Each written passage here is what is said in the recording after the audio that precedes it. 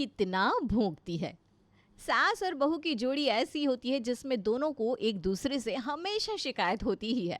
कोई भी सास अपनी बहू से या कोई भी बहू अपनी सास से खुश कभी हो ही नहीं सकती। बहुओं को लगता है कि सास उनकी सांस निकाल लेगी और सास को लगता है कि बहू उन्हें अपने ही घर में अजनबी बना देगी। इतने कुछ के बाद भी दोनों एक दूसरे के बिना अधूरी है। ऐसे ही एक सास बहू की जोड़ी की आज बात करते हैं। नेहा की नई नई शादी हुई थी। वो अपने ससुराल में बहुत सारे सपने और अरमान लेकर आती है। पहले ही दिन उर्मिला नेहा से कहती है, बहू तुझे साड़ी पहनने में दिक्कत होती है ना? जी मम्मी जी, लेकिन मैं पहन लूँगी। अरे नहीं नहीं बेटा, तू मेरी बेटी की तरह है। तेरी ननद की शादी हुई थी ना, तो उसे भी साड़ी पहननी नहीं आती थी। तू सूट पहन ले और रात में ना नाइट सूट पहन लेना। थैंक यू मम्मी जी। सब कहते हैं सास खड़ूस होती है, लेकिन आप तो बिल्कुल भी नहीं है ऐसी। उर्मिला नेहा के सर पर हाथ फेरकर रसोई में चली जाती है। नेहा मन ही मन सोचती है, मैं सासू माँ के लिए उनकी बेटी बनूंगी। उनके बोलने से पहले उनके सारे काम कर दूंगी। नेहा नहा धोकर सूट पहनकर तैयार होकर रसोई में आती है। मम्मी जी को एक भी मौका नहीं दूंगी कि उन्हें कोई दुख हो। खाना पीना सब मैं बनाऊंगी, ऐसा जिससे खाकर सब लोग वाह वाह करेंगे। नेहा अपनी सास से कहती है, मम्मी जी आप रसोई से जाओ, अब मैं हूं ना, मैं कर लूंगी सब। अरे बेटा, तू भी तो अभी आई है। एक हफ्ते के बाद काम करना, तुझे समझने में भी वक्त लगेगा। पहले एडजस्ट हो जा, उसके बाद कुछ करना। मम्मी जी सब हो जाएगा, आप जाओ ना, बैठो। नेहा मटर की कचौड़ी और आलू की सब्जी बनाती है। खाना बनाने की आदत ना होने के कारण नेहा को 2 घंटे लग जाते हैं। नेहा नाश्ता परोसती है। मम्मी जी खा के बताइए कैसा बना है। बहू जैसा भी बना हो, तूने बनाया यही बहुत है। खाना बहुत अच्छा बना है। नेहा खाना बहुत ही स्वादिष्ट है, बस थोड़ा जल्दी बनाया करना, मुझे काम पे जाना होता है, देर हो जाएगी नहीं तो। हाँ हाँ बना दूंगी। आज मुझे पता नहीं था ना चीज़ें कहाँ पड़ी है, इसलिए वक्त लग गया। कोई बात नहीं। ज़्यादा बोल मत पीयूष। एक तो बहू ने बना दिया, ऊपर से बात आ रही है तुझे। मेरी तो अब उम्र हो गई है, मुझसे अब ये सब नहीं बनता। बहू आ गई है तो मिल भी जाएगा अब। मम्मी मैं थोड़ी ना कुछ बोल रहा हूँ। पीयूष और रंजित दुकान चले जाते हैं। नेहा घर के पूरे काम करके उर्मिला के पास जाती है और कहती है, मम्मी जी सुबह का खाना पड़ा है तो दोपहर में हम दोनों वही खा लेंगे, रात को बना लूँगी फिर, क्या कहती हो आप। हाँ ठीक है बेटा, खाना बर्बादी थोड़ी ना करना है। वैसे भी तूने आते ही सब संभाल लिया है। इतना काम करेगी एकदम से तो बीमार पड़ जाएगी। अरे नहीं मम्मी जी कुछ नहीं होगा, बस खाना खाकर सो जाऊंगी थोड़ी देर। ठीक है चल, तू बैठ, मैं खाना लगाती हूँ। उर्मिला कचौड़ी और सब्जी गर्म करके अपना और नेहा का खाना परोस कर लाती है। ले बहू खा। थैंक यू मम्मी जी। उतने में ही उर्मिला को उसकी बहन सुष्मिता का फ़ोन आता है। अरे सुष्मिता, कैसी है तू? शादी में भी नहीं आई, मैं तुझसे बहुत नाराज़ हूँ। हाँ दीदी, तुम भी ना बच्चों जैसी बात कर रही हो। मेरी तबीयत अचानक बहुत ख़राब हो गई थी।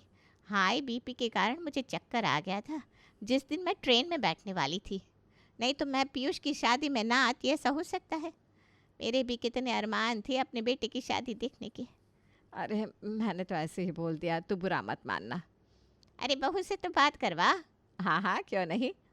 उर्मिला नेहा को फ़ोन देती है और सुष्मिता नेहा से बात करती है। नेहा, तेरी मुंह दिखाए कि नाम के सोने के कान के बुंदे रखे हैं। तो आना पीयूष के साथ मुझसे मिलने। हाँ ठीक है मौसी जी, मैं खाकर आपसे बात करती हूँ, मम्मी जी से बात कर लो तब तक। हाँ हाँ बेटा।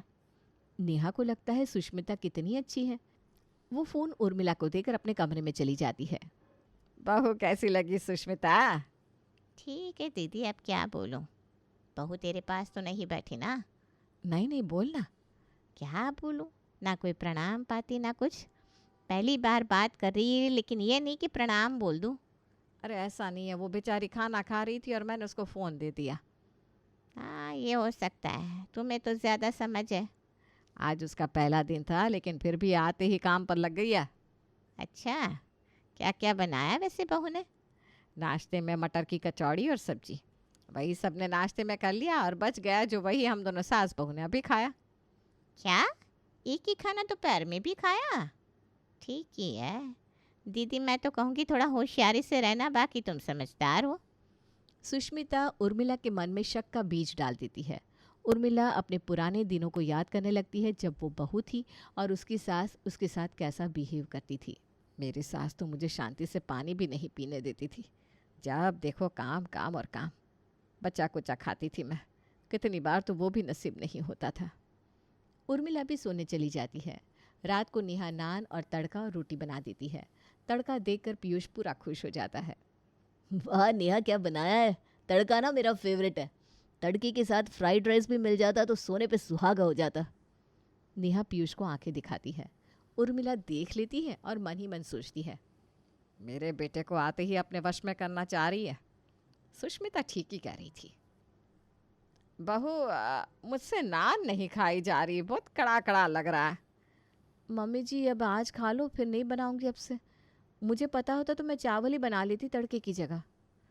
ठीक है। सब खा पी कर सोने चले जाते हैं।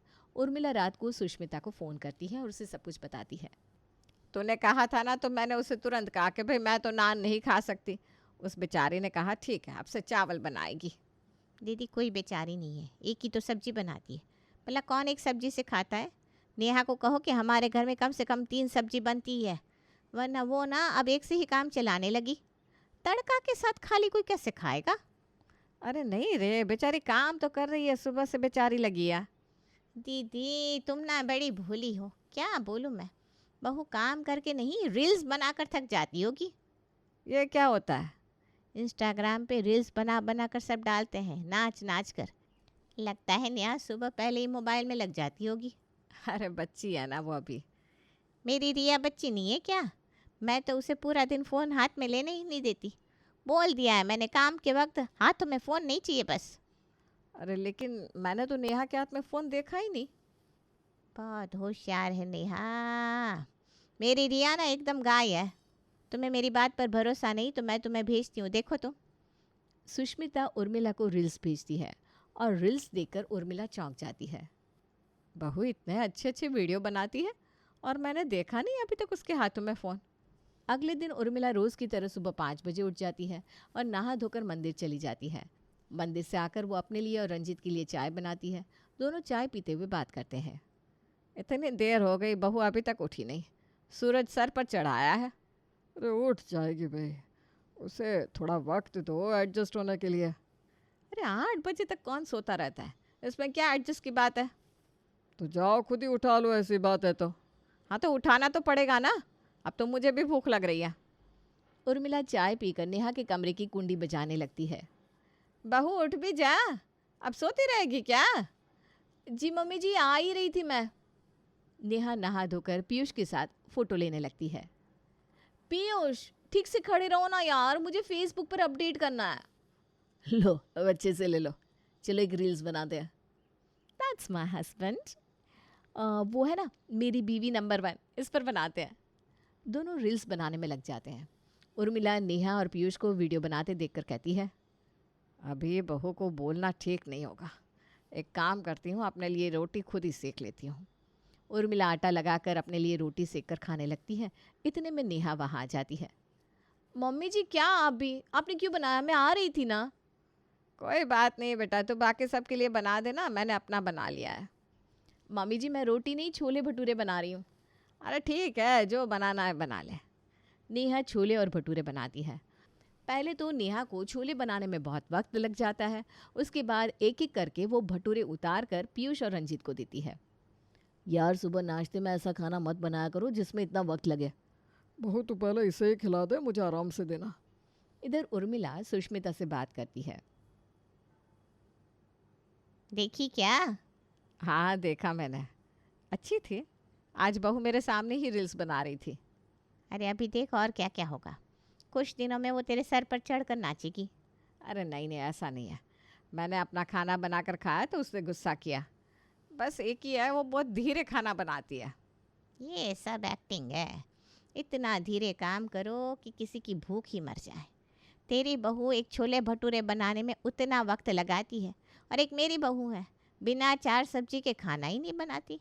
वो भी सब 1 घंटे में तैयार कर देती है, और खाना मेरी पसंद का ही बनाती है। ये नहीं तेरी बहू की तरह अपने मन से कुछ भी बना लिया। अब मुझे क्या है, तेरी दुनिया है दीदी, जो करना है करो। उर्मिला के दिमाग में सुष्मिता की बातें घर करने लगती है। तभी वो देखती है कि 12 बजने को है और नेहा रंजीत को भटूरे दे रही है। उर्मिला गुस्से में नेहा से कहती है, बहू ये कोई नाश्ते का वक्त है? अभी तक तू नाश्ते का ही काम कर रही है, तो दोपहर का खाना क्या बनाएगी? तेरे पापा जी को सुबह खाने की आदत है, हाथ जल्दी चलाया कर। जी कोशिश करूँगी मम्मी जी। कोशिश क्या करूँगी? रिया तो सुबह सुबह पहले मस्त नाश्ता तैयार करती है, फिर खाना, वो भी 4 सब्जियों के साथ। अरे कुछ सीख तू भी बहू। उर्मिला अब दिन भर अपनी बहू पर नज़र रखने लगती है और उसे अपनी बहू की हरकतों से चीड़ लगने लगती है, क्योंकि सुष्मिता उसके कानों में जहर घोल रही थी। दोपहर के समय आज फिर नेहा खाना नहीं बनाती और उर्मिला को वही छोले भटूरे परोस देती है। बहू कल से मुझसे पूछ कर खाना बनेगा, मैं इतने तेल का भटूरा नहीं खाने वाली। सुबह का खाना ही दोपहर में अब से नहीं चलेगा। रिया से कुछ सीख, 3 टाइम गरम गरम खाना बनाती है। ठीक है मम्मी जी। नेहा उर्मिला की बातों को दिमाग में ना लेकर अपने में मस्त रहती। शाम को पीयूष का फ़ोन आता है और वो नेहा से कहता है, नेहा कल रात को हम गोवा के लिए निकल रहे हैं। मैं अभी आ रहा हूँ, तुम रेडी रहना, शॉपिंग करना होगा ना, और बाहर ही खाना खा लेंगे। ठीक है, मैं मम्मी जी और पापा जी के लिए रात का खाना बना देती हूँ। नेहा एक सब्ज़ी बनाकर आटा लगा देती है। इतने में ही पीयूष आ जाता है और नेहा उर्मिला से कहती है, मम्मी जी मैंने खाना बना दिया है, आप रोटी सेक लेना। ठंडी रोटी अच्छी नहीं लगेगी ना, हम बाज़ार जा रहे हैं। नेहा चली जाती है। उर्मिला की आंखें बड़ी बड़ी हो जाती है। खुद सेक कर खाना होगा।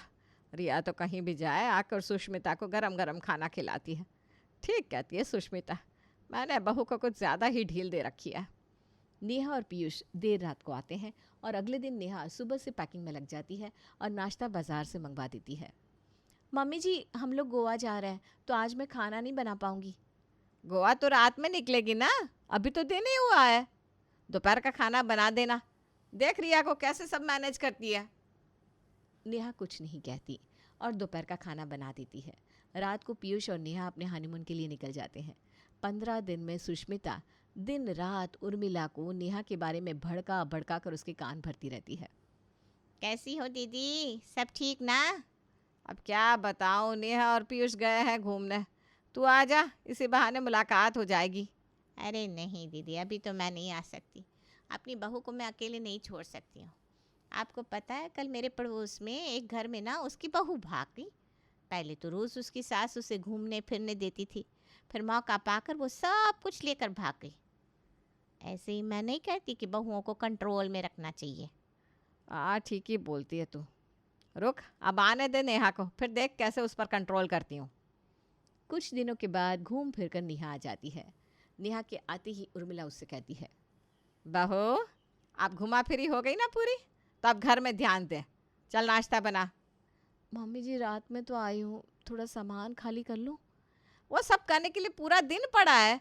15 दिन से सास खाना बना रही है, ये नहीं कि खुद ही रसोई में चली जाए। मुझे बोलना पड़ रहा है। रिया जैसी बहू मुझे क्यों नहीं मिली। नेहा कुछ नहीं कहती, अपना काम करती रहती है। अब उर्मिला नेहा पर एक गीत की तरह नज़र गढ़ाए रखती और उसे हर बात पर सुनाती। रिया से उसकी बराबरी करती रहती।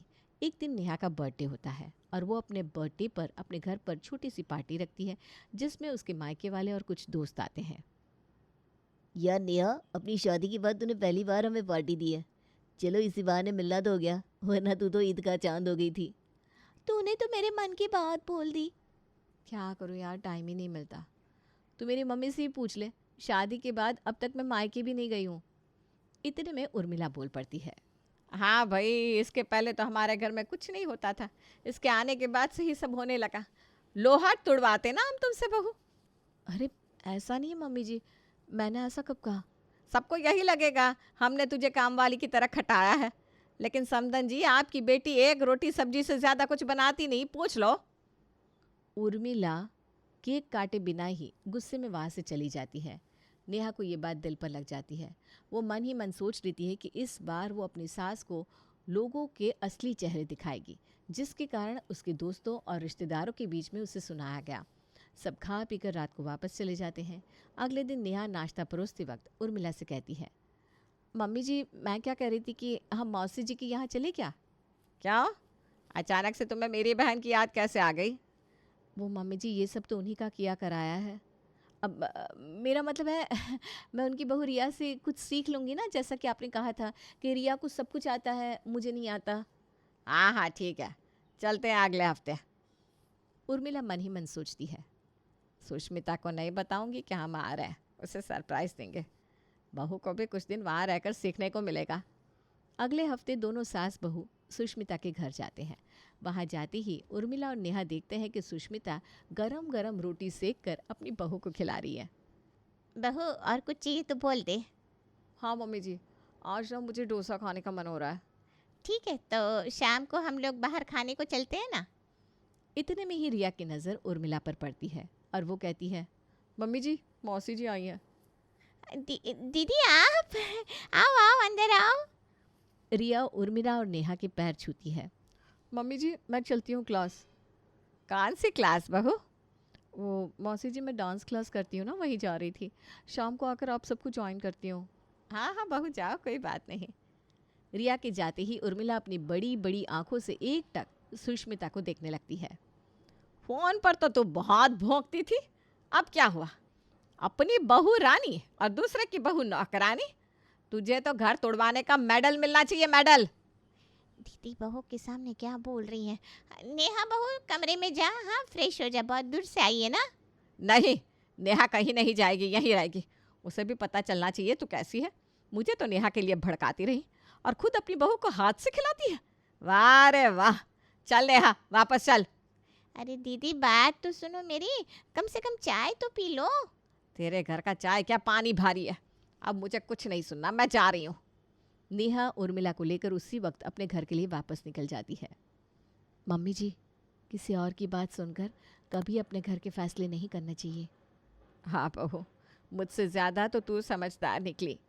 अब नेहा और उर्मिला आपस में माँ बेटी की तरह रहने लगते हैं।